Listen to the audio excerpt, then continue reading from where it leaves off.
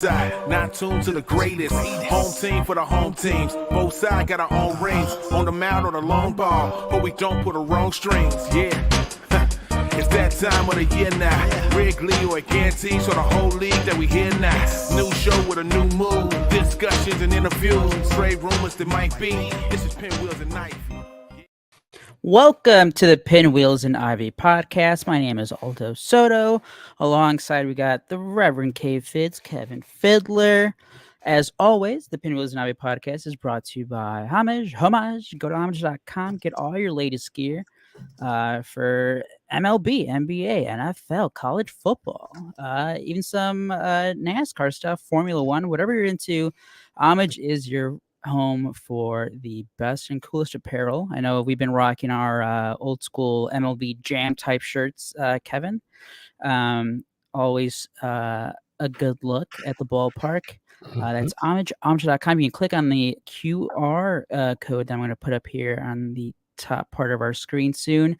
Takes you right to the home screen. That's homage.com. And of course, sportsmockery.com. Turn on notifications, download the app. Gives good old 5 stars on the rating. And you get to read about the latest Cubs Sox trade. Oh man, I'm out of it. Jed Hoyer put me to sleep. I can't even talk anymore. Pretty solid. The latest trade deadline news from both sides of town. For White Sox fans, tune in Thursday afternoon for Mitch, the Pinwheels pregame. He'll be going live on YouTube, so make sure to subscribe to the Pinwheels and Ivy podcast on YouTube. Turn on those notifications as well so you don't miss any of our live streams. As always, join the comments section. And we'll get to all of your thoughts if you guys chime in. It's Pinwheels and Ivy. Also, how about you guys follow us on Spotify, Apple Podcast? We need more subbies. I guess if we'd have bigger trades, Kevin, maybe more people would be excited. But the Cubs did do one trade that, I mean, I think I caught a lot of people. Caught a lot of people off guard. So it's not like the Cubs were completely quiet at the trade deadline. This happened on Sunday. Of course, we're talking about Christopher Morel for Isaac Paredes. That swap, plus the Cubs included pitchers Hunter Biggie and Ty Johnson to the Tampa Bay Rays. I remember I think I was one of the last people who follows the Cubs on a daily basis to find out about the trade. I was on the golf course, and I think the trade happened about half an hour after I started. I remember I was messaging back to you guys on both chats that we have. My first reaction was just me seeing that we got Paredes. I had no idea that Morel was in that trade. I remember when Mitch put the Jed Hoyer quote, and I was like, and he's like, "Oh, what a shot at Morel!" And I'm like, "Oh, I think I put back. I think that has to do about Horner." At the time, I still had no idea that Morel was part of the trade. I didn't catch that. Yeah, I was like, oh, maybe he's talking about like they need more power. And Nico, not really the power hitter. That's the big thing they've been missing. And I was like, because I thought, hand up, I thought it was like just like a full like top prospect, not top, but like 1 or 2 top prospects from the Cubs going for Paredes. And I thought maybe Morel was like sticking around and that maybe Horner was going to be shipped off next. I thought that's what happened. And then it wasn't until even later I'm like, oh, it was Morel.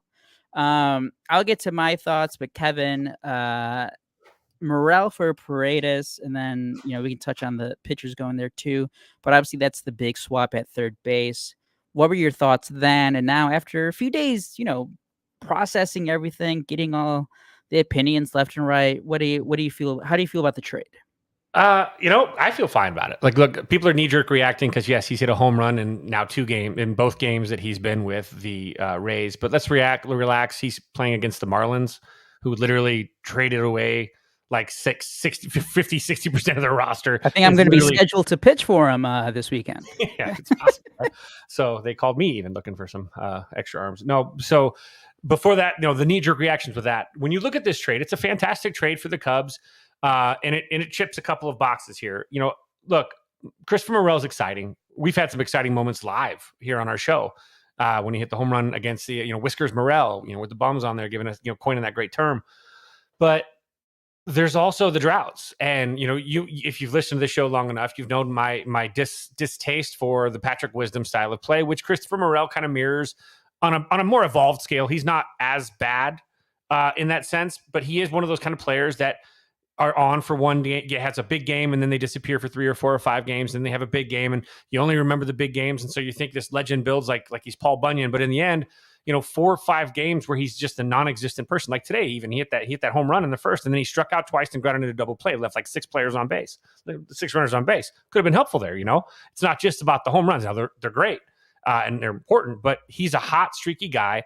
And when you have a team that has been as inconsistent as the Cubs, that can't seem to put up runs consistently on a base, on a daily, on a daily, level, you have to start purging away the inconsistency. And having a guy that does that, it's consistently inconsistent, unfortunately.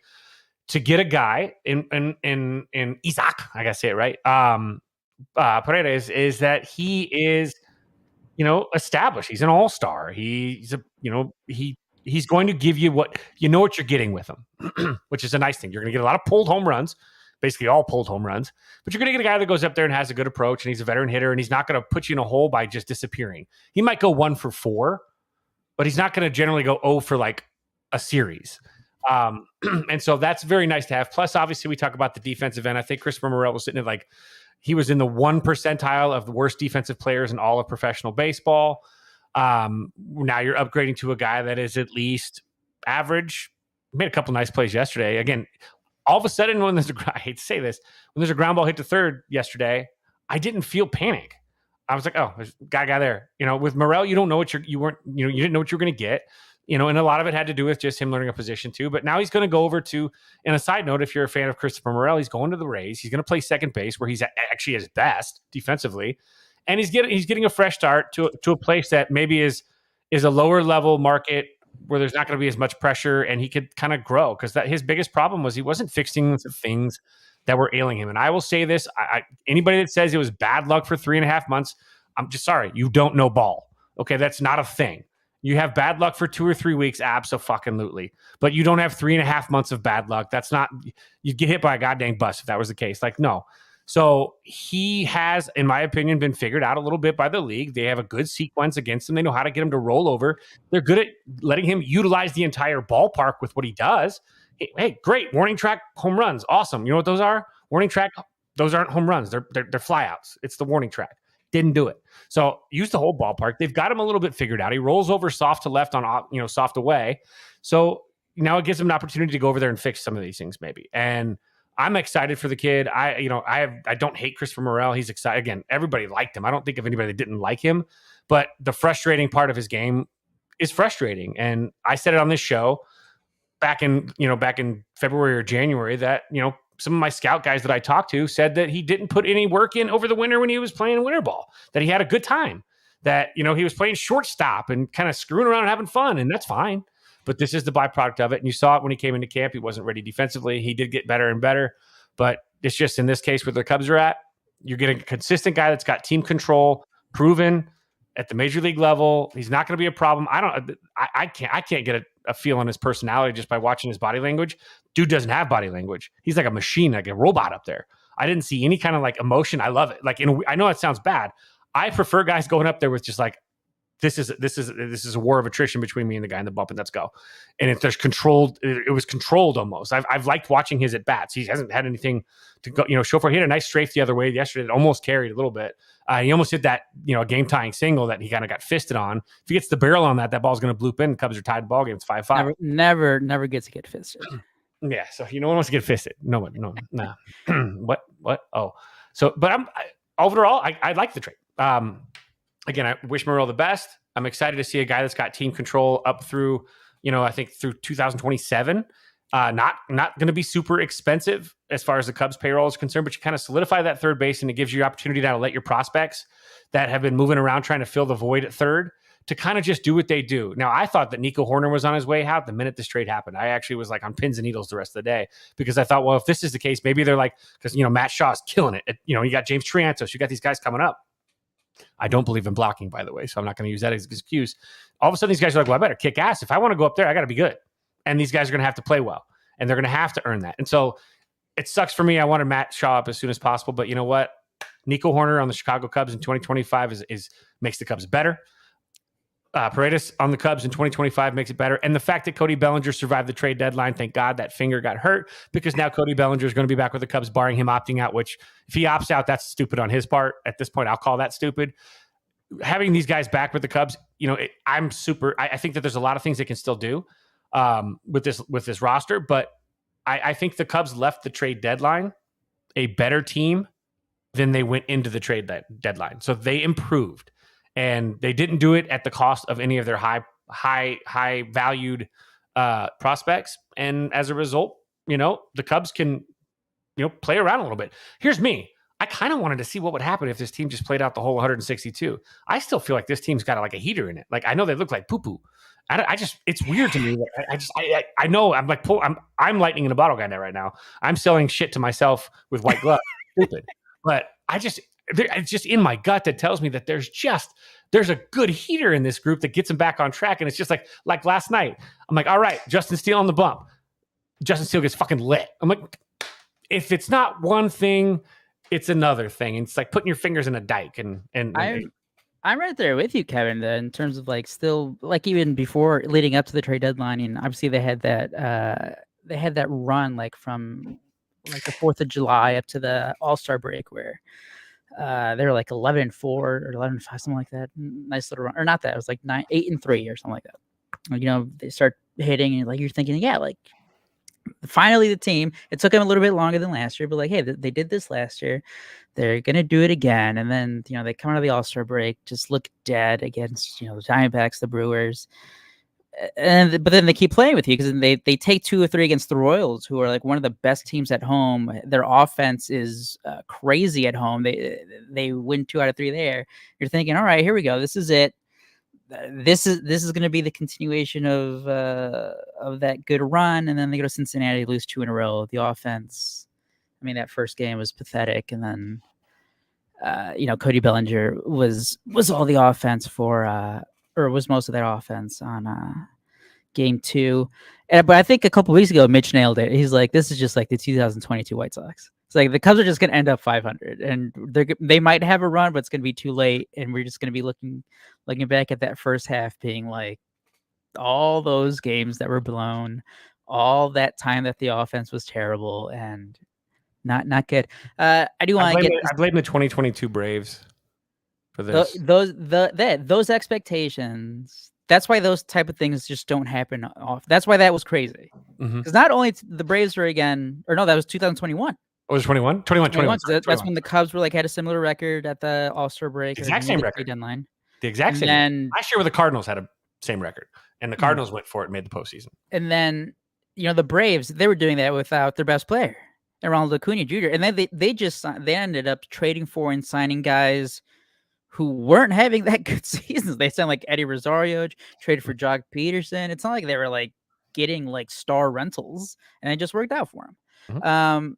Got a comment here from Joel Martinez. I think it could be a win-win trade for both the Cubs and the Rays. And honestly, that was after like taking everything in.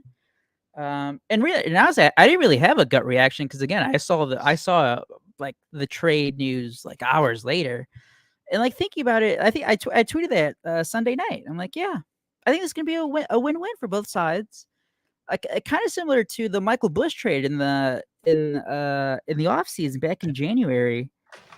The Cubs gave up 2 pretty good prospects to the Dodgers, and immediately we all said those guys are going to be good for the Dodgers, like in 3, 4, or 5 years. Jackson Ferris could be like a real all-star pitcher. Zaire Hope is killing it in their minor league system this year as a 19-year-old, I think. But look at Michael Busch. He's lived up to, he was a top 100 prospect heading into the season, an older prospect, 26. But you kind of saw that it wasn't his talent, or it wasn't what the Dodgers thought about him. It was they have like superstars ahead of him. They have Freddie Freeman. They signed Shohei Ohtani. There was a reason he wasn't getting the playing time with the Dodgers. And with this, I think it's like you said with Isaac Paredes, you get that certainty that you just, well, more importantly, not the Cubs, but Jed Hoyer, I think, wanted at third base. Christopher Morel, his ceiling is probably, or what they wanted out of him is what Isaac Paredes has been. All-star caliber third baseman. He's not great defensively, but you're not, like you said, you're not worried. You're never going into a game thinking, all right, maybe we're going to think about a defensive replacement later in the game. That's never going to come up with Paredes at third base. Huh. He's solid, solid to, at times probably pretty good, but there's no debate. It's like, oh, can this guy stick at third base? No, like, he is a third baseman. That's what he is. The Cubs just don't have that luxury to keep waiting. And that's why, as frustrating as this season has been, 2024, that's why I think we were so annoyed at how like 2023 played out early. Morel comes up in 2022 in May. He gets out to a hot start, and then he just struggles. He looked terrible in that second half. But then you start the next season, and you're like counting on like Nick Madrigal to play third base. You're counting on Patrick Wisdom. You're giving at bats to Trey Mancini, to Eric Hosmer. And it's like, why didn't you just go right out of spring training with Morel? If give him that same runway that you gave him this year back then, because then you're better prepared for this year. Because what if it's like a similar thing? Like, let's say Morel still has the same good season that he had last year. The defense may be shaky, maybe he does improve, gets better, whatever the case. And even if you're the Cubs and you still don't feel confident that he is your like long-term third baseman, guess what? Christopher Morel now has an even better trade value last winter.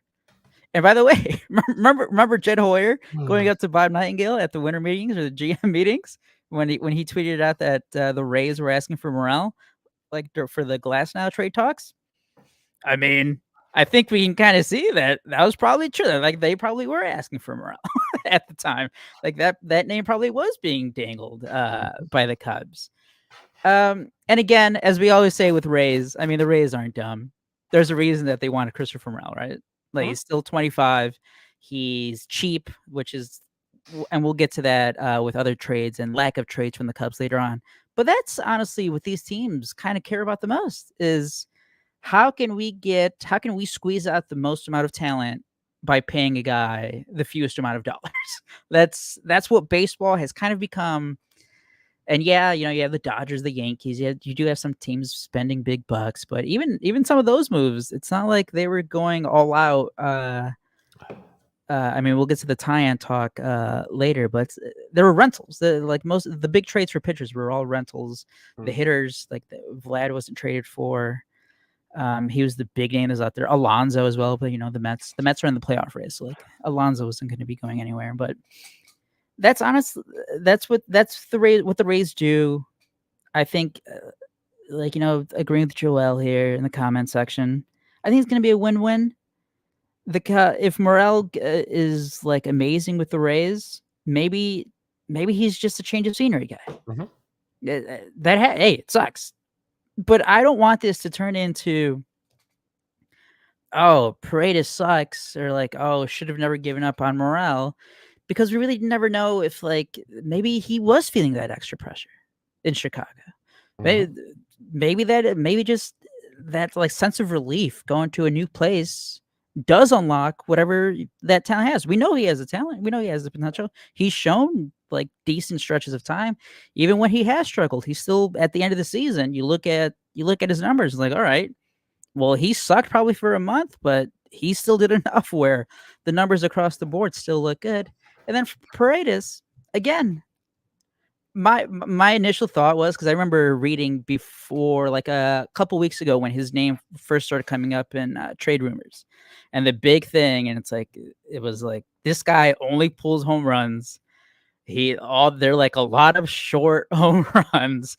This dude can be a nightmare, or like his numbers could just decline if he goes to any other ballpark. And one of those was Wrigley Field, a deep corner, very forgiving left center, but it's like one of the deepest corners in baseball. But at the same time, I forget who posted it on Wednesday. It seems like Isaac Paredes was very much aware that that stadium in Tampa had a very short left field, and was like, well, guess what I'm going to do, guys? I'm a good enough hitter where I am just going to look to pull everything because I know that even if I don't get all of it, I can still hit a ball 90 miles per hour. But if I get this launch angle good, they're going to go out. And guess what? He's been very successful at that.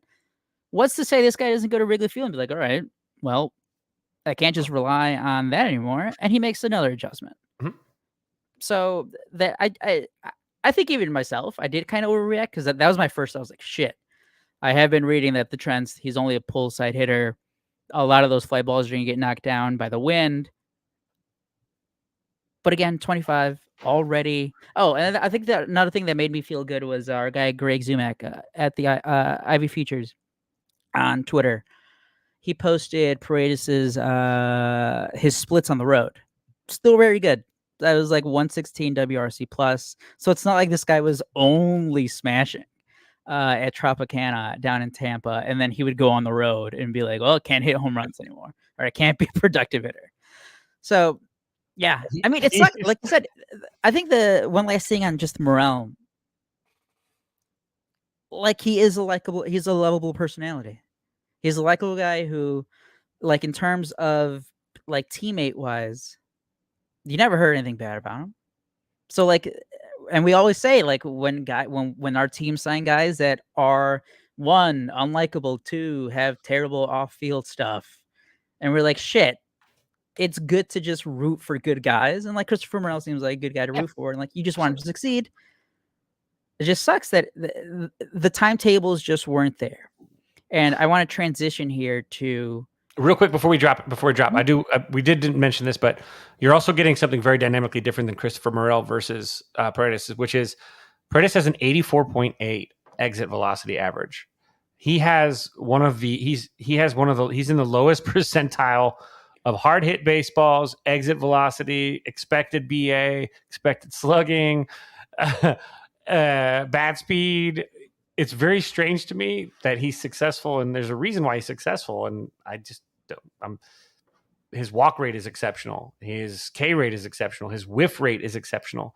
So I don't know. Like I don't know what to expect. Like I really know nothing about this guy other than what we're seeing with the numbers and a couple of bats last night, which they didn't look bad to me at all. But it's weird. It's the complete opposite because when you go to Morel's Baseball Savant, you see more red. Yeah, and like that's what the whole storyline. That's what the narrative has been this year. Traded bad luck for good luck, right? Paredes. Well, that's much of the thing is like that's where the dread comes from the people who don't like the trade. Is like he was getting that because Tropicana Field indoor, no wind, you don't have to deal with that. It's a good point right there, Joel. It's a good ballpark to hit. Great point here. Pulling the ball is a rare skill despite the numbers. In Major League Baseball today, with the high velocity that we see, this is absolutely true.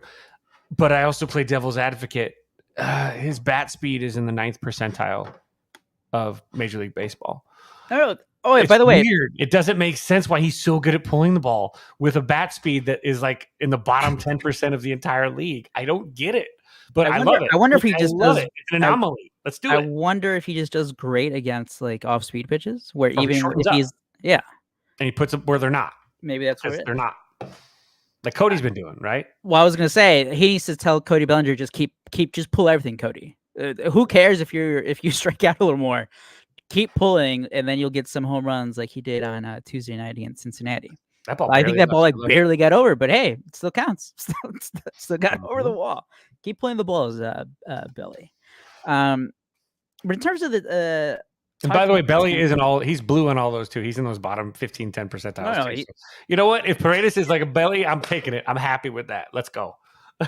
No, that's why. Because like Bellinger, one of the reasons that he was successful last year, because the 2-strike approach, just put the ball in play, go to the opposite field. Cool. This year, we're seeing when those balls don't fall as much because they're not hit as hard, they're not line drives or soft line drives, the numbers dip. But if you pull the ball consistently, it kind of evens out where your numbers get better. So that is one thing. Keep whispering that to Cody. It'd be like, Belly, it's fine. Try to pull everything. That's fine. Cubs need slug. They need Cody Bellinger to slug. I did like the fact that 1 through 5 last night were all plus 100 WRC pluses. First time in a while. So nice to have, right? I think first time since like April. didn't really help much, but they're kind of like at a they're like a blind man in an orgy. They're just feeling their way around right now. Yeah, they went from 1 run to 3. So I expect 9 runs Wednesday night. Mm-hmm. Just keep tripling. Gotta save the sweep tonight. Ooh. So those timetables again, it's Morel. I mean, he was hitting like 198, 199 with the Cubs. He was making positive. I do think he was making positive strides at third base, but the Cubs just don't have the luxury of waiting. And going back to Jed Hoyer, it's just we've been talking about this since 2021, man. Or like even let's just go all the way back to the Yu Darvish trade. It's always been the messaging that's kind of just hasn't lined up with the actions, right? Mm-hmm. Because when Theo got here, 2011, he gets to the Cubs, he sees that the organization is just way behind where the average team is in Major League Baseball with like different departments and like scouting stuff. And he's like, guys, this is going to take a while. We're going to suck for a couple of years. Dude, we are not going to try to win for a few years. It's going to be bad. Obviously, he didn't directly say that, but you can tell that that's the direction that the Cubs are going to go to. When Jed Hoyer does the Yu Darvish trade, when he sells off the big three in 2021, when KB, Rizzo, Baez when they go, Contreras leaves after 2022. The messaging was never, hey guys, this is a complete rebuild. We're gutting this team. We're gonna be bad for a couple of years. We're not gonna expect to contend. They always wanted to play it like in the middle, and this goes like to ownership too. Tom Ricketts, like trying to lead that carrot for the fan base. It's like, hey guys, we're gonna compete. We're trying to get a team to compete here. But what does that in quotes compete mean? It's like, hey, maybe we're gonna be in the 80, 85 win range. Maybe you get a wild card. That's like that. That's kind of what it's been. I remember last week, Jesse Rogers went on North Side Territory with Patrick Mooney, that Cubs podcast for Foul Territory now, and they're talking about how like for the past 2 years, like starting 2022, even they they haven't committed, and we talked about this. They haven't committed one way or another. And what are the results you get? You're kind of in the middle. Yeah, you're not a bad team. You're not getting that top 3 pick in the draft. But you're not good. You're not a 90-plus expected win team. And then you get 2023. You win 83 games. You fall short of the playoffs. You go into this offseason, and it's kind of the same thing. You're expecting guys to outperform what their projections are. You have a bullpen who eventually got right, but there was a long 3 fucking months that is probably going to cost you another playoff appearance. And like but the alternative would have been like Cubs have back-to-back 100-loss seasons because they just didn't try at all. Is that from like Ricketts being like, hey, we can't do another complete rebuild? And so Jed Hoyer's like, all right, well, I have to try kind of. But then the messaging this year was like, hey guys, we're going to win the division. And then they're 11 games out now. It's a frustrating thing. But I think that goes back and to my point earlier with Morel, they just couldn't keep waiting. You can't just keep waiting for a guy to develop into something that you got. And that's what hopefully Isaac Paredes has been and will continue to be. Correct. And that brings me to go ahead.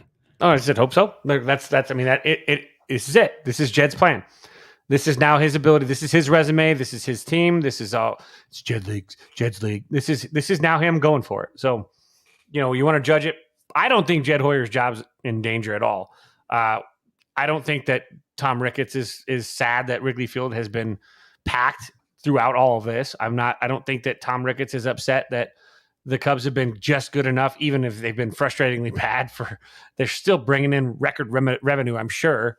The Cubs don't lose money. So, I mean, in this case, in a regular team, if an owner was committed to winning, Jed Hoyer would be operating with a sense of urgency that means his job is on the line. Sometimes it just doesn't feel like it. And again, even today, we'll talk about his press conference in a second, but Jed Hoyer basically admitting today that there's no chance he's ever going to do a $300 million contract. He's not risk averse or whatever. He's risk averse or whatever, which means no Bryce Harper, no Shohei, none of that would have ever happened because they won't ever do it, which again confirms to me that his fake little bitch $500 million offer to Shohei was 100% so that the Cubs PR team could leak out that he tried. and that fans would at least say, well, look, he offered $500 million. No one else did, because he knew he was going to lose the $500 million offer because no one was signing, if your name is Shohei, for less than 6, maybe 6.5. And we saw that it was even more. So that he basically outed himself as being full of shit for that one, because he's not really serious about going to 300, he said, so that's a problem too. That's another, we'll talk about that later, but Jed, this is his resume now. This is his intelligent spending, gaslighting at work. And I'm fine with letting it play out over the course of the season, because it gives him no excuses. This was your team, bro. You own it. You wear it. Whatever happens when the Cubs are at game 162, we're judging you at that point. I hope that we judge you fairly, because that means the Cubs made the postseason or maybe going on a little bit of a run. But if they're not, I hope the judgment comes down. But I still don't think that the judgment from the ownership is going to be as big a sense of urgency as it is from the fan base, because he's fine. He's not struggling for dimes. And I think going to like the payroll stuff and the big contracts, I keep going back to, he saw the Jason Hayward, but I mean, he still did the Dansby Swanson one, but he saw the Jason Hayward one. He saw how that cratered. He saw how they lost, flexibility. They can spend if they want to. That Theo didn't get after 2018. So now I think he's like in his head, it's like, if I make one big move that doesn't work out, like in 2 years, you're not going to let me spend out of the mistake. The problem is though, he does, because he plays that card. He buys the 4th best thing on the market. He buys the fucking knockoff shit. He still does dances. Wonders why the soles fell off and the shoelaces snapped. That contract. Oh man. Pay if you're to pay Trey Turner. Nobody's bitching right now. I just hope. Because James Swanson did have some injuries this year, and I think that knee one, especially early in the season, did bother him. But I really do hope that that knee is what's really derailed Dansby Swanson this year. Because man, that deal could look bad.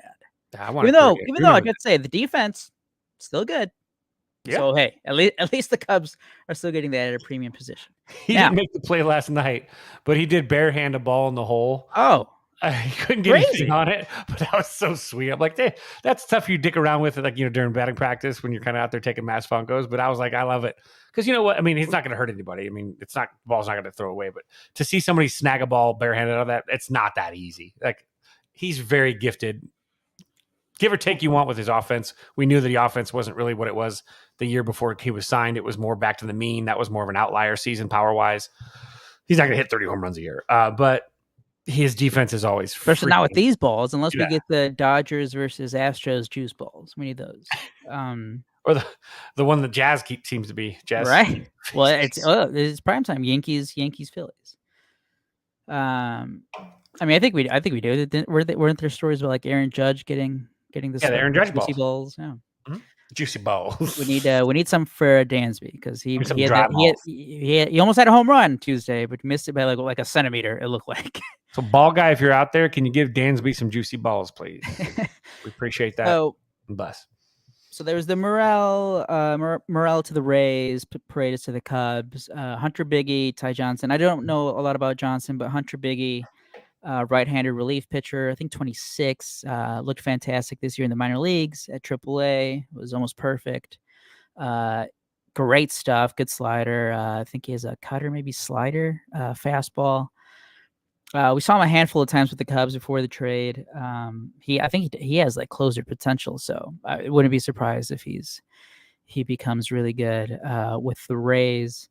But moving on, there's the other non-trade that a lot of fans, I think we hyped ourselves up, and I think I fell victim to it too at first. But I think once he started Monday and he wasn't scratched, I was like, well, he's not going to get traded. Jameson Taillon, who entered Monday before the Reds start with like a sub-3 ERA.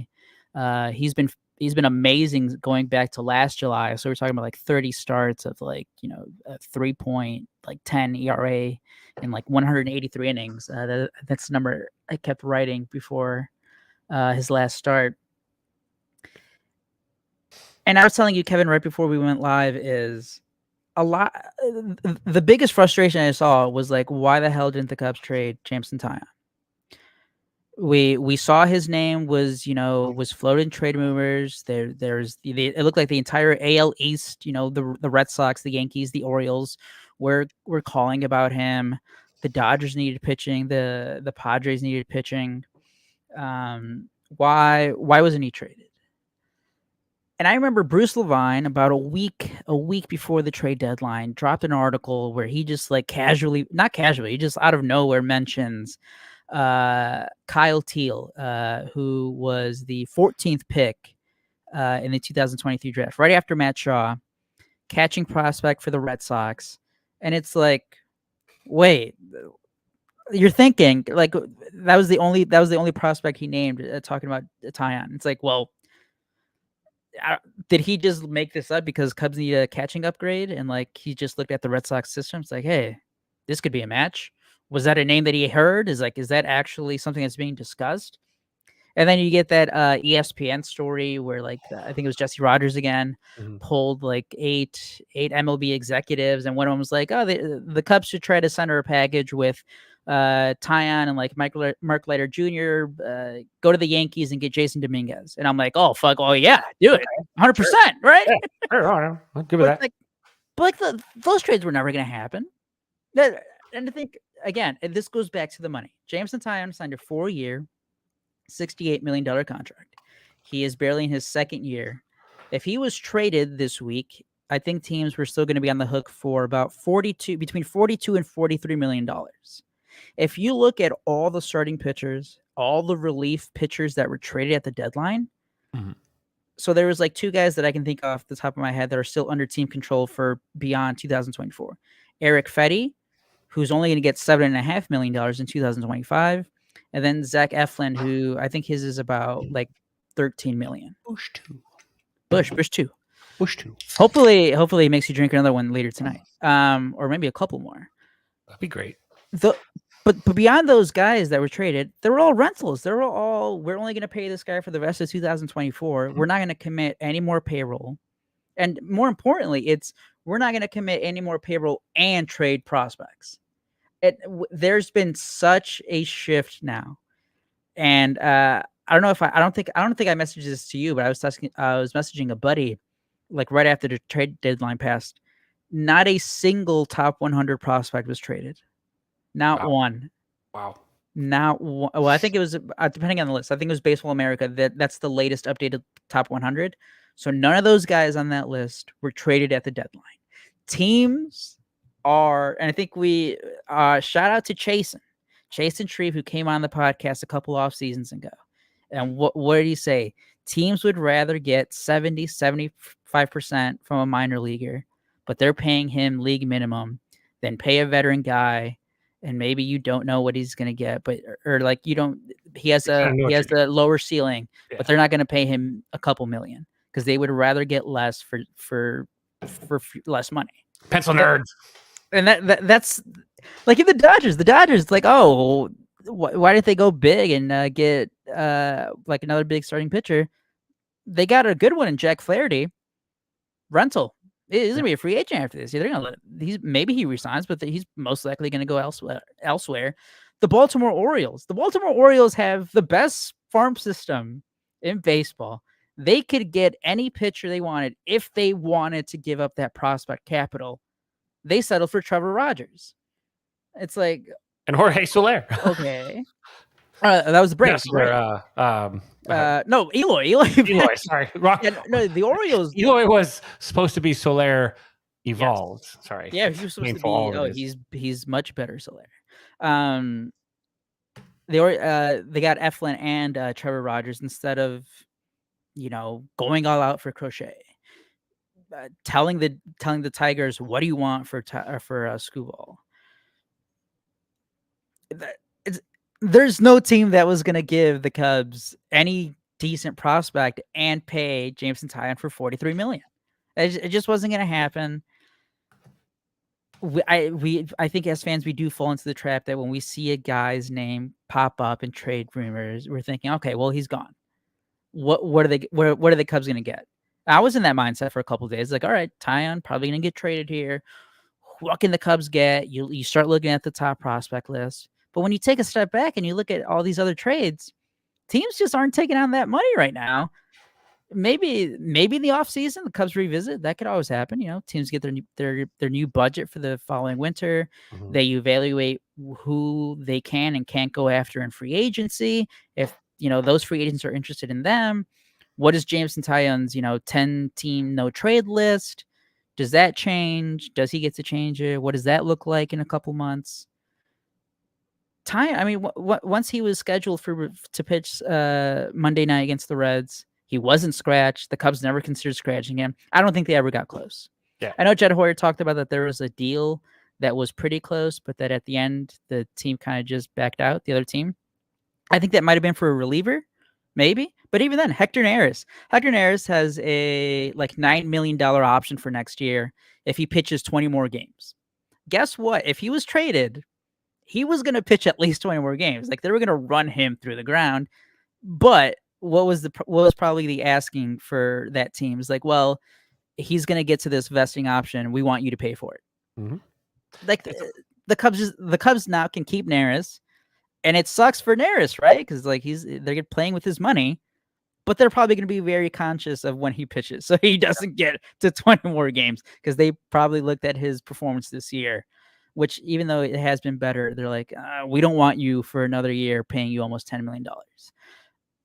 Drew Smiley, another just another Drew Smiley again. Drew Smiley. Look at his numbers. He's been pretty solid this year. I mean, it hasn't always looked pretty. He had that terrible performance against the Giants in San Francisco that blew a game there. There's been other times where I feel like he comes in and gives up leads, but I mean, he has like a sub-3 ERA, lefty veteran pitcher, but he's making close to $10 million. Yep. Like teams just. I as much criticism that Jed Hoyer does deserve for some of the moves that he's made, some of the moves that he hasn't made, I would hate for him, and I've been saying this all weekend long, I would hate for him to just do a deal just to do a deal. I would hate a salary dump deal. We've talked about it on here a bunch of times. Don't just make a trade to make a trade. Kevin, imagine if Jameson Taillon it was the salary dump. Imagine if he did that with what the Giants did with Jorge Soler.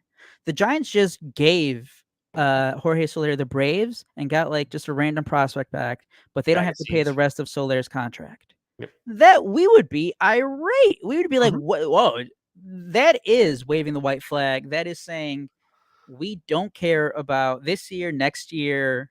Because you're losing a quality starting pitcher for nothing, for salary relief. Like, come on. I would hate that type of deal.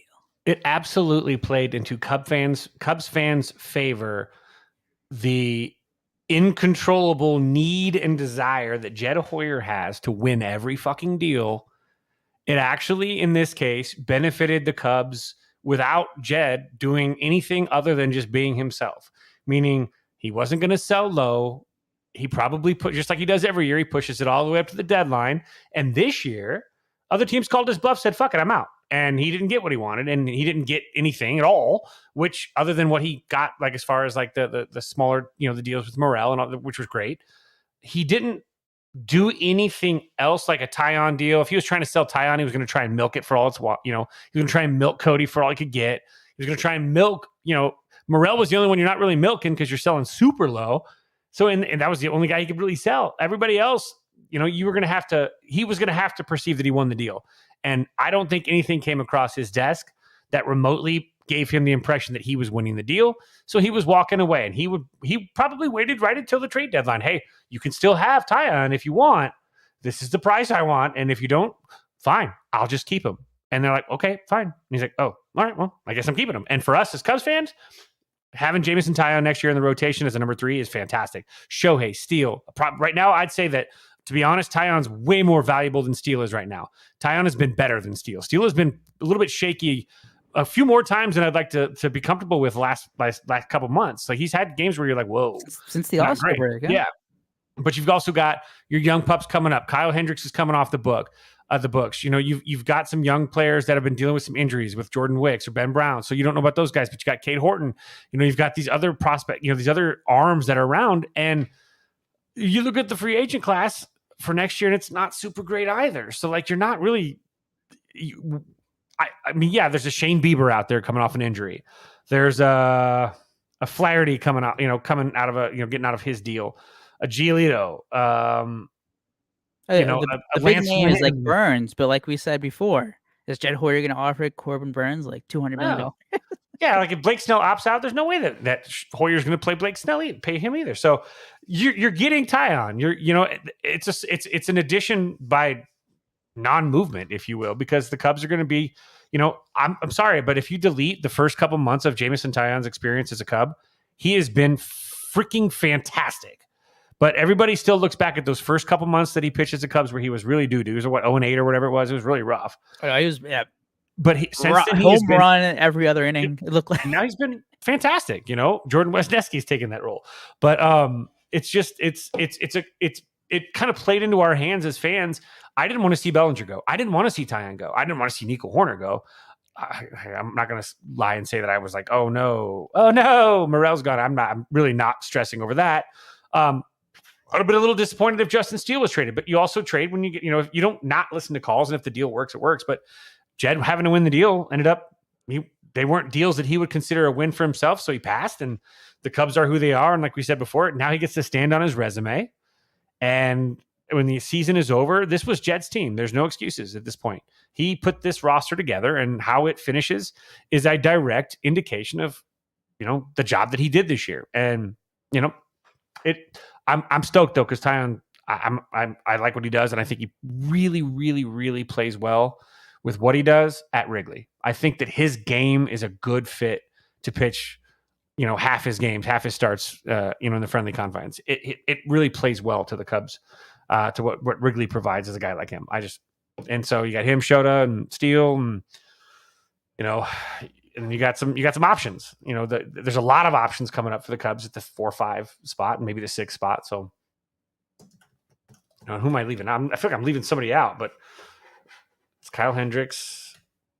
Well, everybody else is hurt. Assad can be a 6-man, or he can be a bullpen guy. He's proven to be both. So you have a little bit of option there too. So I'm like I said, it played in our favor, I think, as fans, because we didn't have to lose people that we liked other than Morel, and the Cubs didn't do anything just to do it. And I was so concerned that Jed would just trade because I gotta have some. It's like those dudes that can't watch sports. They have to have, even if they're betting $2 on a game, they've got to have an action on the game. I gotta have at least a $2 bet on this game, or I can't enjoy this game. I got to bet on it. So I was worried that he was just going to throw in just a shits and giggles, a fucking bet. Again, you can take it with a grain of salt, but I think it was either I don't know if it was during his press conference on Tuesday or during the game, or if he said it again on Wednesday when he was on 670 The Score, when it kind of seemed like the teams were just offering the lottery ticket type guys, like the 18, 19-year-old team, like the Yu Darvish trade. He said no teenagers. And he's like, and again, we're later in that timeline. That's why it goes back to the messaging, man. It really does. It really does, because they've been trying to sell us this kind of false hope of oh, we're going to be good. We're going to be a good team.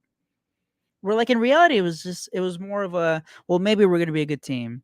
We're still rebuilding this. Because maybe retool. Right. No, but it really does sound like, and this is the first time where he's kind of set on set a year in terms of what the moves mean. Last week when he's if we're not going to do any rentals, if we make a trade, we're looking for 2025 and beyond. Seems to me it seems like 2025 has been the target year here. And that's not a retool, that's a rebuild. And that's the thing. If they just would have said, we would have hated it, because we had just got out of the most successful era of the Cubs from 2015 through 2020. If they would have been well, guys, we're going to go into rebuild again, we would have been well, what the fuck? But at least we would have been are they doing a rebuild, a retool? Are they trying to compete now? Is it next year? Is it the year after? We wouldn't feel insulted, he was insulting our intelligence by saying it's not a rebuild, it's a retool, and quote unquote intelligent spending. Mm-hmm. Two different things that make you as a fan, when you know for a fact that it's a fucking rebuild, and you know for a fact there's nothing intelligent about this spending, it makes you feel am I the stupid one? Because Jed's basically calling me stupid by calling it intelligent spending. That shows a lot of scorn for the fan base too. It's kind of ironic that he chose that. But in the end, if he'd have just flat out said, look, we're rebuilding, we got to do a quick little rebuild, guys. I can't guarantee it's going to take 2 or 3 years, but based on our projections and our trajectory, it should take 2 or 3 years. Just give us a sec. Work in progress. Instead, word salad, dugout interviews, stupid fucking things coming out of his mouth on a Monday morning after, you sell out the core. There's just bad optics from start to finish. Jed Hoyer, if I'm the Cubs PR team, I'm saying, hey, can we let Carter do this, please? Jed, I know you know. Carter's just gonna talk about a guy who has no charisma. Good. Please give me fucking Ben Stein instead of, the guy that looks like he's literally Gordon Gekko and he's trying to win every deal. And, and I know a lot of, but at least Jed is going to dress down Bob Nightingale at the GM meetings. At least we get that out of him. Yeah, we did get that a little bit. It turns out Bob might have been right, but it turns out he was very whoopsie. But that's our guy. That's Jed. I wonder how that offseason is going to go. I can't wait for the next winter. Where are this year's winter meetings? Right? Yeah, where's that? So no tie-on deal. I mentioned Neris's name. He was in the trade rumors, but he didn't get dealt. Drew Smiley again. Maybe it looked like a guy who could have been dealt. Julian Merriweather, who he's just coming back from his rib fracture. Maybe he could have been dealt, but that's tough. He's barely a couple weeks back.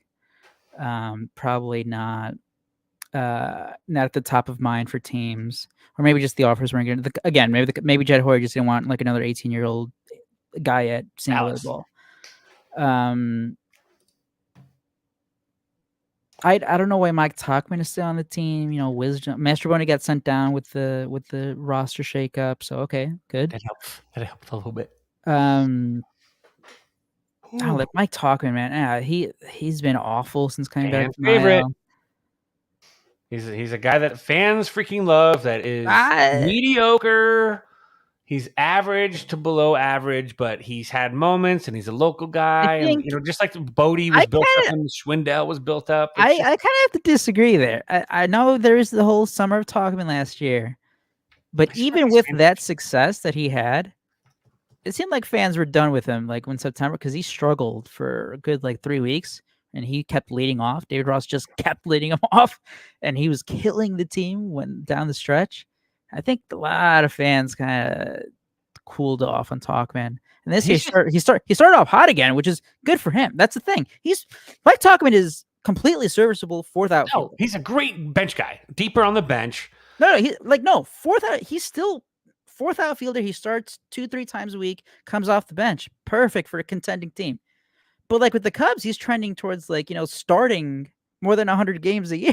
Yeah, that's not good. We don't need. That's too much. He has started. The only reason he hasn't started more this year is because he got hurt with the groin injury in June. He's played in 108 games 76 games this year so far already. So yeah, he's going to get close to 100, which is. I hope not, because again. But maybe he's not, because PCA is starting a lot now that Morel got traded. Right now, Cody Bellinger's back, but he still he can't fully play the outfield yet, so he's mainly DHing. But I think once he does return to the field, he'll go to right field. Seiya Suzuki will probably DH more. Mm-hmm. So I do hope that means less Mike Tauchman. PCA, by the way, the numbers aren't there yet. This is kind of a Morel 2.0, but the approach has been getting better. Mm-hmm. The contact has been getting better. The strikeouts have gone down. The ground balls have gone down. And he's still fast as hell. He's still fiery as hell. Fiery is what we'll call it. That's what we call it when he's on our team. Slap dick is what you call it when he's not on your team. But we're gonna call him fiery. He's still a raging asshole to all other 2019. Your worst nightmare. Our fiery center fielder. People forget PCA is still only 22. Mm-hmm. Plenty of time. And he is at least making some noticeable improvement. And he's logging major league at bats. And this is the key. Failure is great for guys like him. He needs to be humbled. He's one of those guys that actually does need to realize that, because he's never struggled. He's never had a level where he had to claw to get by, and he's learning. Yeah. His biggest, I'll say it right now, when he, because he'll mature. When he learns how to read that spinner towards his back left foot with 2 strikes, when he learns to fight it off, even he doesn't have to take it either. He just needs to learn how to just punch it away and knock it in foul territory.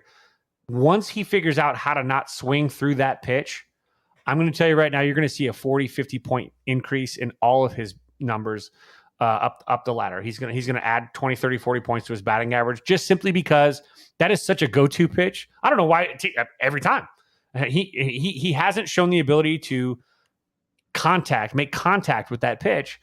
And that's where, if you watch a PCA at bat, on the strikeouts, I'd say probably 75% of his strikeouts this year are spinners back left foot. And once he fixes that, and they have to readapt, they have to figure out a new way to beat him, they're going to make mistakes too. And he's going to hit those mistakes because they're also, always like the Velociraptors in Jurassic Park in the cage. They're testing it for vulnerability. And every single pitch, every single at bat is an opportunity to see what works and what doesn't. Sometimes they beat you, sometimes they don't. And you get a nice, good book on someone, and then you figure it out. And that's the best part of this game. And so when he fixes the one thing that everyone seems to go to beat him, they're going to have to test the fence a little bit. And when they do, he's going to start finding a lot of success. He's going to start hitting balls left center. He's going to start driving the ball gap to gap. He's going to have a lot more success. And that's part of what I love, finally, that he's throw him out there. Let him sink or swim. You know what? His ego is good enough. I think that he can take it. Like, he's one of those guys I think can take it. The body language might suck because he hates losing and he's competitive as hell. And it's annoying as shit because you wish he would show a little bit more like restraint, which would show a little more control and everything, which is his problem because he can't lay off that pitch. Self-control does play a role in that. So as he grows and he gets there, I think that people remember a couple of weeks ago was like trying to minimize Pete Crow Armstrong. Oh, he wasn't always going to be a slugger hitter. He was just going to be a defensive guy that might hit pretty well. No, the dude's a good fucking hitter. Okay. Stop trying to downplay it now because he's struggling at the plate because he's a 22-year-old playing Major League Baseball. Bryson Stott looked rough his first year as a young player with the Phillies as well. And look at Bryson Stott now. Although he's a little bit of a funk right now, but he'll be fine. But you've got that. It's this kind of thing. You've got to go out there and fail a little bit, and don't minimize it. Expect this kid to be good. He's got a lot of things that he does well. The dude puts the ball in play on the ground. He's got as good a chance as any player in baseball to be on base regardless. He hits a little number to the third baseman. It's a single. He does a lot of things well. He can change a game. And obviously his defense doesn't lapse, and that's the best part. Is he struggled at the plate, and this tells me a lot more about him.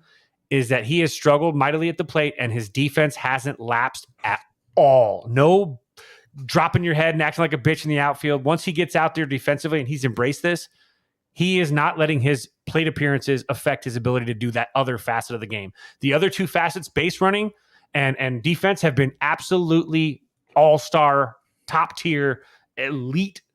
And now it's just the bat coming around. So let that thing come. But all the other facets are great. And they're not lacking just because he's struggling at the plate.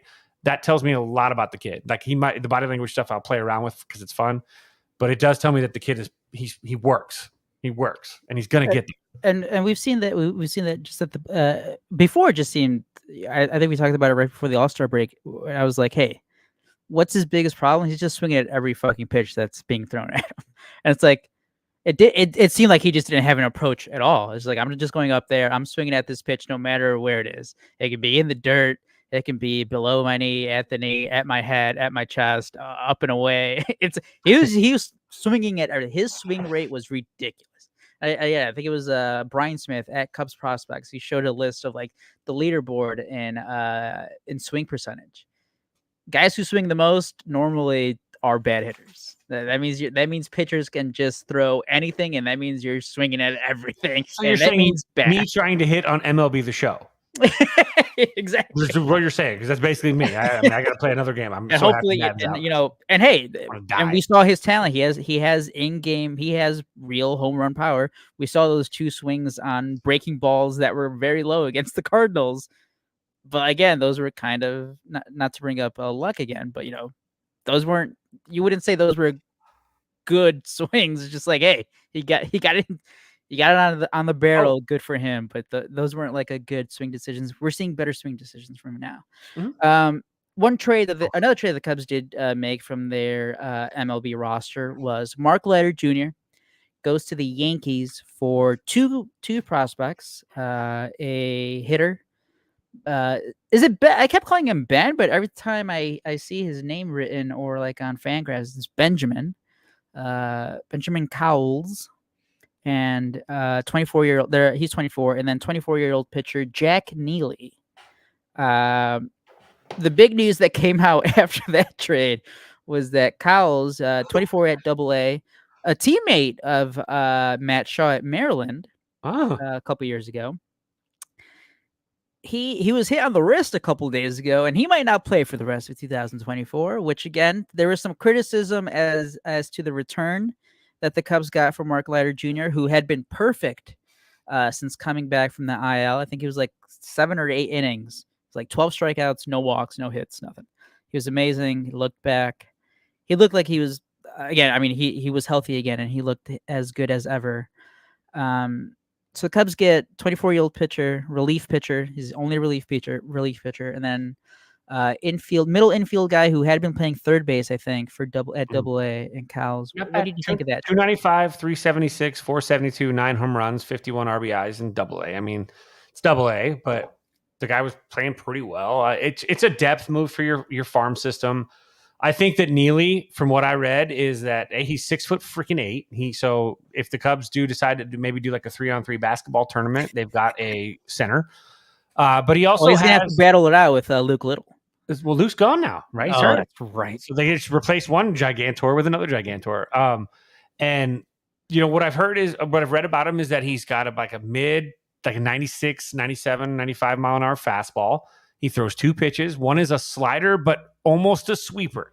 So it's not necessarily a slider, but it's not necessarily. So it's really like a swider. It's like if Elmer Fudd was saying slider. I saw a gyro slider.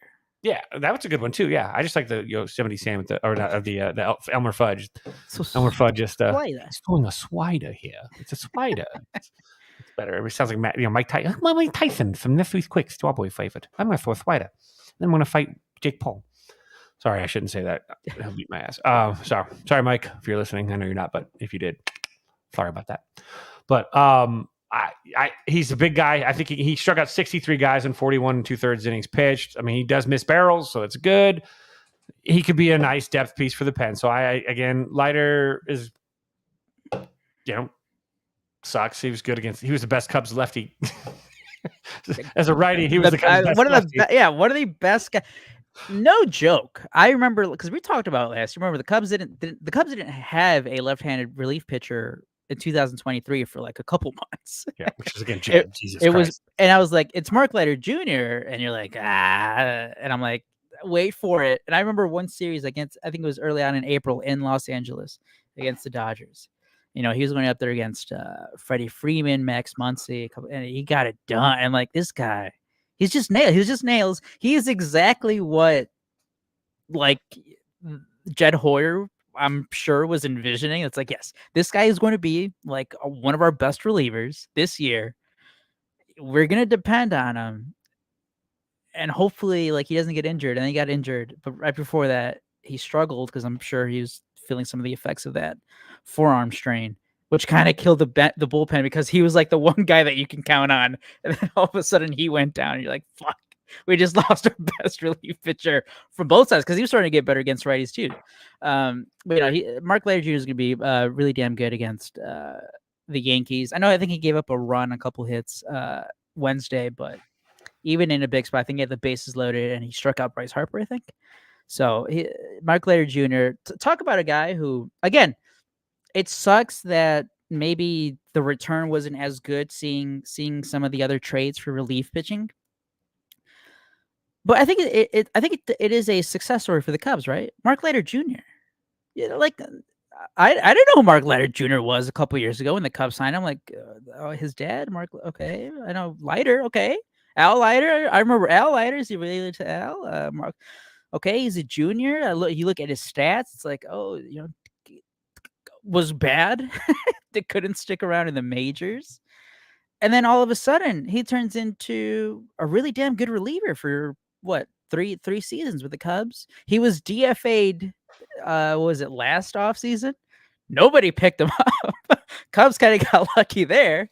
And then now they got a young pitcher. I do think that Jack Neely got 6'8", 6'9", those strikeout numbers. I know there's a lot of things that suck about the way things have gone with the Cubs. But man, have they been turning out some good arms lately. They really have. I think Jack Neely is going to be Hunter Biggie, who was traded. Hunter Biggie, older prospect, 26, I think, this year when he came up. That guy looked amazing too, and it kind of seems like if you want to do 1-for-1, maybe you can, like Neely was in the Mark Leiter Jr. trade, but it seems like Neely's kind of like the replacement for Hunter Biggie, who is kind of coming up as a younger relief pitcher. I think he's gonna be good. I think Jack Neely's gonna be good. Cowles, I hope he gets better. I don't know how you feel about wrist injuries, especially with hitters, Kevin. That seemed kind of, I was like, okay. A broken bone heals back stronger, Aldo. So, and he's not coming back to like 2024 or 2025 anyway. So we're good. Like that's why I said, like when they wrote that, I'm like, okay, yeah, well, I don't know you. Bye. Look, do you know the main reason I was more excited that he's got added? Because I'm like, okay, now he can just play the infield at AA, and they can finally put Matt Shaw to AAA. I thought that was going to be the replacement. I'm like, all right, I guess. Poor AA is going to have to deal with Matt Shaw constantly embarrassing them for no reason at this point. He should be at AAA, but no reason. My God, his numbers. Like he had that little rough stretch, and Matt Shaw has been absolutely everything that we had hoped he'd be. And it's time for him to go up there and play with those AAA juice balls. Especially because at AAA, that Iowa Cubs roster has had a lot of injuries too. So like there are open spots where he can play. Hopefully that does happen sooner rather than later. It's August that we kind of see like the promotions at the beginning of months. So hopefully that next Tuesday maybe. I didn't expect obviously the Morel trade. So I pictured him being up after around now is when I thought he'd get called up. So the trade obviously changed that. I don't know if they've ever said anything, but remember, I think it was at the end of June and then leading up to the All-Star game or like the All-Star weekend or like the Futures game. He didn't play for like a week and a half. I have no idea if he was injured, if it was like personal leave. They just never said. But I mean, at who? Huh? It doesn't seem like it was that huge of a problem because he's been amazing since he's come back. So that's Matt Shaw. Again, Neely, I think he's gonna be good. Cowles sucks that he got injured, but I mean, I don't think that's the main focus of that trade. What about the newest Cubs acquisition to actually pitch in a ball game for the Cubs? I was gonna ask. Okay, so we can get to the trade that happened. Was this last week? Show. Nate Pearson, who used to be he was like a top 10 prospect for MLB Pipeline, Baseball America, Baseball Prospectus, all those publications heading into the 2020 season. I think he was like as high as number 7 for MLB Pipeline, number 8 for one of the other ones, and then a little lower for, I think it was Baseball America had him a little lower. But he used to be a starting pitcher, and you brought something up that I didn't even realize until after the fact. But he's like, he wants another shot at starting. I don't think that's going to happen. It's not going to happen. Looking at the stuff again, it was only one outing, but even if you look at how he was performing with the Jays, it seems that there has to be more adjustments there because that fastball gets rocked when he doesn't miss the barrel. If you were watching, Pearson, do you want to explain what happened in his debut? Yeah. Well, yeah. I'm just going to set up the trade. Nate Pearson. So the Cubs trade Nate Pearson, 2 prospects, outfield prospect, and oh man, I'm blanking on the names. But again, exactly why you're blanking on the names, right? And that's nothing against those guys either, because the Cubs have a deep farm system where you can take chances on these types of moves. Where just like the Yankees, that there was that anonymous rival scout that's like the Yankees aren't going to miss these guys. That's because they have a pretty solid deep farm system. So do the Cubs.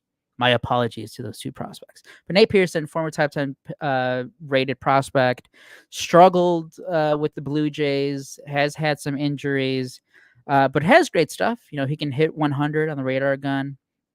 What does he have? Like a slider, maybe sinker. I think he threw 1 splitter this year. So maybe the Cubs have been good with splitters this year with Neris. Shota Imanaga, his splitter's been pretty good. Maybe they emphasize that more for Pearson. But in his first game against the Cincinnati Reds, he gives up a home run to Jeimer Candelario. The Cubs are losing 7-0 at the time, right? Or 6-0, 7-0 at the time. Next batter up is Tyler Stevenson, catcher for the Reds. and Pearson throws a fastball, hits him like 97 off the helmet. Not good. No, No, scary. One of scary. those ones. Those are scary ones. Those are the ones that's 97 at the dome. That's Like no matter what, I think we can agree if that was if that was the inverse and it was a Cubs hitter and it was a Reds pitcher, like we probably would have been mad too as a fan base. Like what the fuck? Why are you throwing like 97 at a guy's head, right? But you have to take a step back here and see that there is just not intent here. Nate Pearson gets ejected after a short conference between the umpires. Craig Counsell comes out. He's mad because it's a guy that the Cubs are trying to get going here, trying to get something out of him. Bags yet. Yeah. They're hoping they can get something. He's probably nervous. First inning, first team or new team. Yes, it sucks. It absolutely sucks. Like, if you want to penalize something else, I don't know what rules MLB can make. To try to do away with the missing with the 97 mile per hour. I don't know how you can control that, but don't be a bitch. But like at the same time, it's like, come on, you gotta feel the game. You gotta know the game here, umpires. What's going on, Kevin? You have a lot more experience on the field than I do. What was going through your head when you saw the ejection? So I saw the home run, and I was literally tweeting, "Welcome to the Cubs bullpen" or whatever, something like that. Like, yep, he'll fit in just right. And then that ball just comes out of his hand and just drills him. And I'm like, oh, like again, unfortunately, I'm sorry. Those of you that are offended by this, I am a product of my generation as well. And when you give up a jack and then you uncork one. I don't like the headhunting, and I don't think it was intentional, obviously, but I did go, oh, shit. Like, the first reaction, it's kind of like when you see someone get hit in the nuts. You're like, oh, I hope he's okay. Like, that's how it was for me. And I'm glad he was okay. He was fine. And this is the thing that makes it worse, is that the umpires are stupid idiots. They're morons in this sense, is that they were paying attention to the reaction of a guy that almost took one to the face initially coming out. Look, I get hit in the head. Look, it wasn't on purpose, but I'm also pissed. Just fucking be better. Don't hit me in the head. You have a 97 mile an hour fastball coming out of your hand. Just be fucking better. Now, I'm going to tell you that. I'm not going to come fight you for it. I don't think it was intentional, but fucking be better, dude. Hit your spot. That's basically what he was kind of like, dude, ow. But fuck, dude, get a grip. And that was it. But his body language, the umpires get together and then they run him. And it's like, no, you can't do that. Because now, at this point, now the inside corner for the rest of the ball game is gone because nobody's going to throw inside because now you got both teams are warned, which now takes away, even though it wasn't intentional and tempers weren't even flaring, you've now created a situation where the pitchers are afraid to do anything other than soft away. If I go anywhere and, I don't want to be hit. I don't want to hit somebody. I don't want to get ejected too. Face a suspension because, I tried to go in and it got away from me. And I don't like the fact that they're too preemptive with it because, look, balls get away. This is what happens when you take sticky stuff away, stupid fucks, okay? You lose the ability to pinpoint some of these. And that's why the hit by pitches have gone up so much. What has it gone up? It's gone up like 5, 6, 7% every season since they've gotten rid of sticky stuff. Why? Duh. There's a reason. A guy wipes sweat and then grabs the legal rosin that he has on the mound, and you're coming out and checking his hand and kicking him out for that shit. Look, you want to keep these guys safe. Lay off a little bit. Catch the guys using the illegal stuff. Get them. But fucking A, it's okay to have a little bit of grip on a baseball. It's safer for everybody when these guys don't. And this is a byproduct of it, and you see it's happening more for this reason. So that kind of like got me into a little tizzy. Sorry, the sticky stuff is a thing. And the fact is, it wasn't intentional. It got away from him. This is a guy in his first appearance as a Cub. He might be shitting the bed a little bit inside saying, I want to impress my teammates. But there's no one thing that he's going to do to impress his teammates in that situation in an embarrassing manner and dose a guy on purpose after he gives up a home run. That is not going to endear him to his teammates. He's not going to do that. Like, absolute common sense. And the umpires failed to read the room. And as a result, they punished the guy in his first start, embarrassed themselves, embarrassed this guy. Counsell, good for him for finally showing up getting a little bit fucking ornery with these umpires because he's been pretty fucking passive all fucking season. But it's just more proof that these umpires today are they want the drama. They love the drama. They're finding drama when there isn't drama. There was no drama here. Runner went down to first. he shook his helmet off. He's like, ow, he's talking to Michael Bush at first. Like, that shit was fucking, I rung my bell a little bit, but I'm fine. It was game 1 of the series. It's his Cubs debut, new team. There's no what history is there between Nate Pearson and the Cincinnati Reds? Yeah. Like AL East relief pitcher, struggling pitcher. There was no history there. There's nothing. The optics look back because it came after the home run. But like you said, umpires, come on, you got to have a better feel. Not only does he get ejected, because now he's probably in line for a suspension. Now he's just going to lose more time, most likely, because like it goes down in the book as like ejection for intentionally throwing at a hitter. So that's like another maybe 3-4 games for Nate Pearson. That's 3-4 games that he doesn't get to pitch in, that the Cubs don't get to evaluate him, and like that's why they did this trade for him. That's why they gave up like 2, they weren't even like top 30 prospects, but like that's why they give 2 guys just to see if Nate Pearson can finally get unlocked, if they can finally fix him, which I thought, again, I don't know, maybe. I think that was a good. Again, it's not a huge move, but we saw it with Julian Merriweather. Julian Merriweather just taken off waivers, and then he became really good in 2023. If the Cubs get one good season out of Nate Pearson, successful trade. Good job. So that happened. Again, maybe not the big trade deadline that some Cubs fans thought we were going to get, and maybe some relief for other Cubs fans who were scared that guys were going to get moved. Yeah. But Kevin, overall trade deadline this year, 2024, any other thoughts from some of the contenders, the sellers? I know the Marlins and the Rays. I mean, they do it in different ways because like the Marlins seem to just sell out or sell off like every other year, and the Rays pick their spots when they sell. But boy, were those 2 Florida teams busy. Wow. Florida was just like in a sell. But I loved what the Padres did, man. Padres got better, and last night, if you watched that game, I don't know if you saw that Dodgers-Padres game, down 5-0. They came back at home. I missed that electric, like that shit that you see in Philly that you're seeing in these contending teams. Wrigley Field was built for that electricity, and Padres, I think, did a fantastic job of putting them out there. The Dodgers, the Russians cut a little bit, so to speak, to use a Rocky metaphor. The Dodgers are a little bit exposed right now. They're a little banged up. They've lost some guys. They lost one of their big arms. That's why they had to go get Flaherty in the first place. And the Padres kind of like, made some sneaky good moves. Their bullpen, they've got, and there's a base hit right there from Betancourt with 2 outs. That's some timely hitting for the Cubs. That's 2-0. Nico with the double off the wall. Now Betancourt, who just was called up like 4 days ago, right? For what's his name? Thomas Nido. Nido was banged up. Yeah. So, hey, good job, bud. It's already more hits than, never mind. I won't make a joke there. But Christian Betancourt, by the way, I don't know if you remember this, but back in 2016, he was a rookie with the Padres. He hit a moonshot home run off John Lackey, pimped it a little.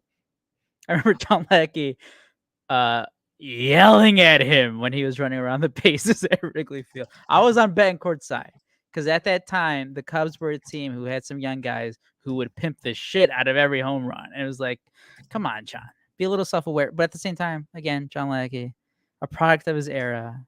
The lovable asshole when he's on your team, and then the hard ass jackass when he's on the other side. But that was just the one Christian Betancourt memory I had from before. And hey, he's been kind of solid these past couple games that he started. Good for him. Like a 31-year-old journeyman veteran backup catcher, still can hit. Yep, good little thing there. That's good for him. Yeah, but I think the Padres are going to be obviously in the thick of this now. I think that. I feel like at least their clubhouse feels like ownership in the front office is banking on them. And that, that's weird to say this, but it is kind of a thing when a clubhouse feels like the front office is there and doing whatever it can to help them and help them succeed, whether it's adding players, et cetera, it changes the dynamic of a clubhouse as well. And I think you're going to see a little bit of a nice heater from the Padres. This is a great little series right at the trade deadline with them and the Dodgers, the schedule makers. High five to that because this is a kind of fun to watch. But I think for them, that was a big move. I don't think the Phillies did really. I mean, what did the Phillies really do? Much, if anything. Did they even make a move?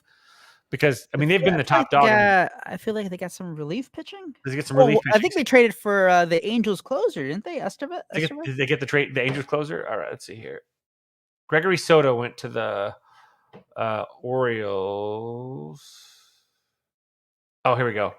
Yeah, they got Estevez. They got the big. Oh, they got Carlos. Yeah, Estevez. Okay, yeah, and they got Tanner Banks. So, but so Estevez. So they added. They got Austin Hayes too. I think is some depth. Yes, as well. Hayes But from they the also, Orioles. which the Orioles then went and added. Eloy. So, okay, a quick. What Really? was that? What are the Orioles? I know that they called up Jackson Holliday and he had his first home run Wednesday, a grand slam, I think it was. So it's not like they were like desperate to get a big name bat or whatever, but it's like you're also kind of putting, like we've talked about, you're putting that pressure now on Jackson Holliday to come up and deliver down the stretch here. And we saw the first time around for Jackson Holliday, you can be the number one prospect in baseball, but guess what? These guys are still struggling when they're coming up to the league. It's so unfair for a rookie, but maybe they're trying to catch a little lightning in the bottle. And if it doesn't work, they can still make a quick change. But maybe he comes up and he rakes, and he gets hot, and all of a sudden you got a magical story. Well, you can take that chance that's when you have the Orioles options. is that they have a deep enough lineup where they don't have to count on Jackson Holliday to be a stud.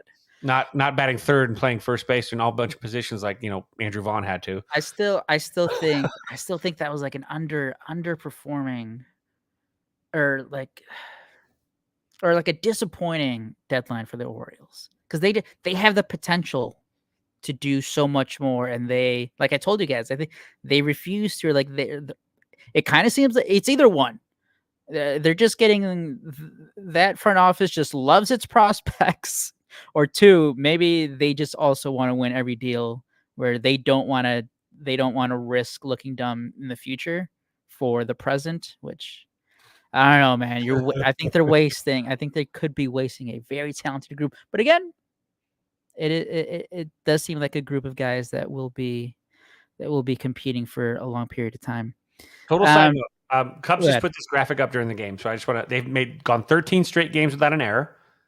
It's kind of cool.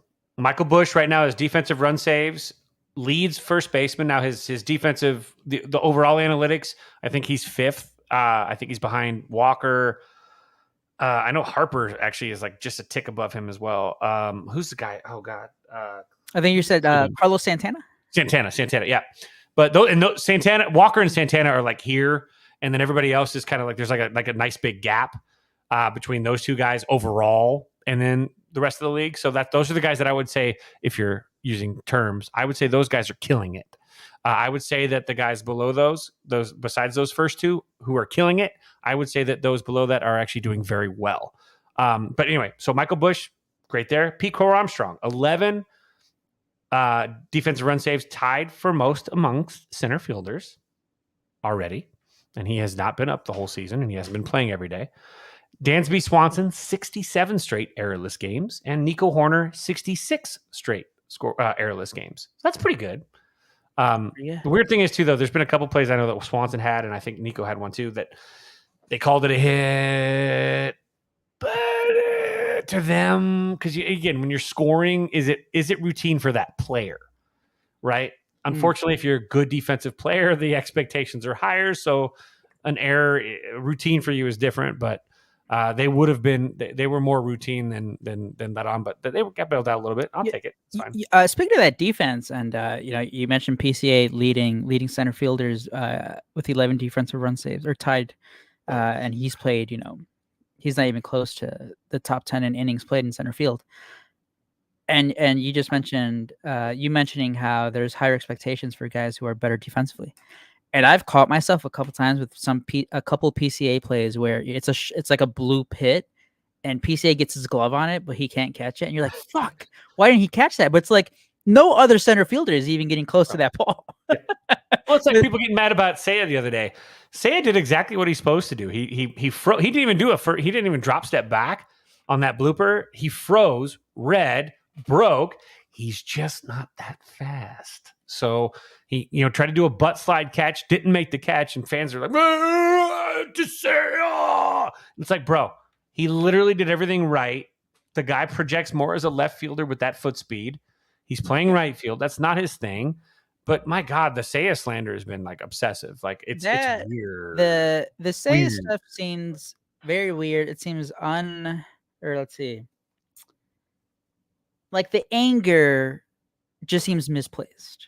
It is. Because like it's like there's so much good defensive. That's what I've often said, because he has a great arm. He's surprisingly has solid range, despite like not the elite foot speed that you get like from center fielders in right field. He does get to a fair number of balls, like in the gap, where he makes over the shoulder catches. Like it's not like he's a complete butcher out there. He's not Adam Dunn. He's not Eloy Jimenez. He's not Kyle Schwarber in the field. It's just that he's had like the low light, just botches a ball, or that he had that play where he like almost took off Nico Horner's head.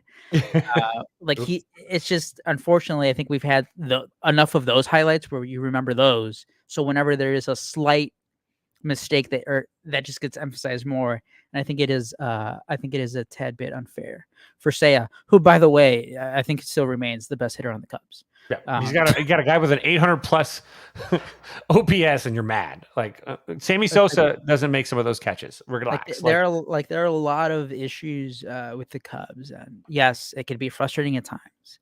But I do think the anger towards Seiya's defense is a little misplaced. Even though I'll agree that maybe you start giving him more DH at bats, fine. But at the time, Cody Bellinger was still hurt. Christopher Morel was still on the team, and he was getting DH at bats. So you got to do what you got to do there.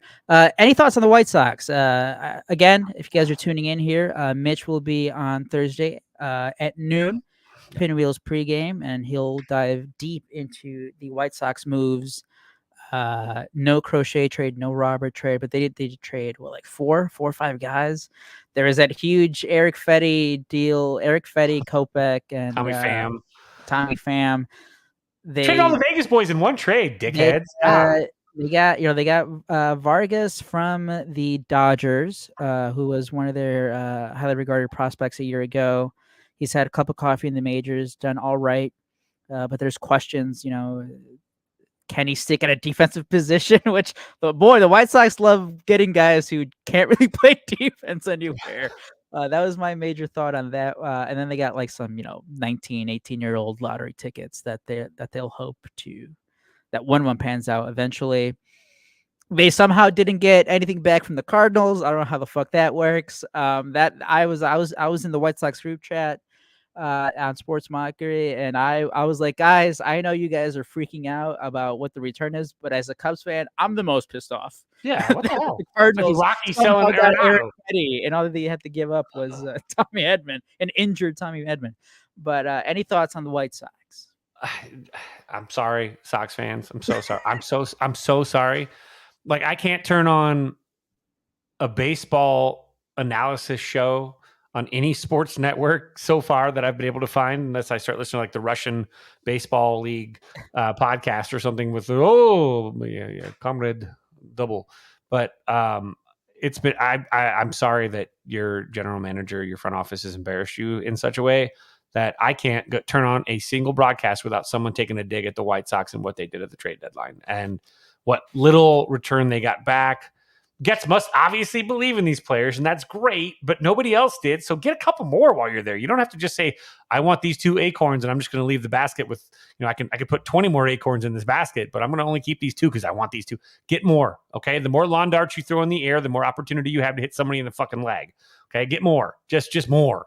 And the, you've got to feel horrible for White Sox fans in that sense, because they care and they deserve better. And, this may be something that helps in the long run. And then Chris Getz can walk out and teabag every fucking person that's taken a victory lap on his stupidity.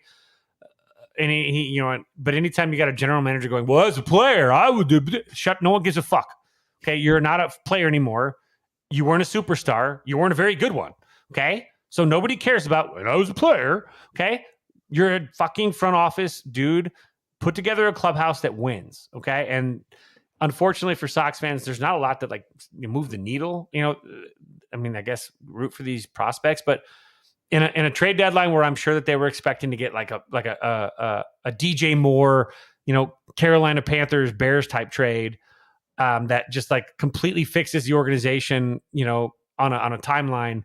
Instead, you've got Crochet, who they're having problems with negotiation. They're bad mouthing each other in the press now. You've got Luis Robert, who deserves to be paid as long as he stays healthy. All of a sudden now there's a lot of question marks on this. Now, if he could put bygones behind them and they can, they lock up Garrett Crochet, you want Garrett Crochet on your roster. You want him for 5 years. If you can have him for 5 more years, good. Absolutely. Do it. If you want having Luis Robert on your roster makes you better, but you got to have you can't just have those two guys. That's not going to win you ball games. You've got to fix things now. And unfortunately for Sox fans, it's hard. I can't see a light at the end of the tunnel yet because there's no clear path. It feels like he's playing checkers by just moving colored pieces. It is as good as they thought they had it, going into 2020 with all the top 100 picks or prospects, and the Yasmani Grandal signings. They had the starting pitching looked like it was lined up nicely for them. They had the depth pieces. You could bring up Andrew Vaughn later, not before. Everything that could have gone wrong has gone wrong, and even worse for the White Sox.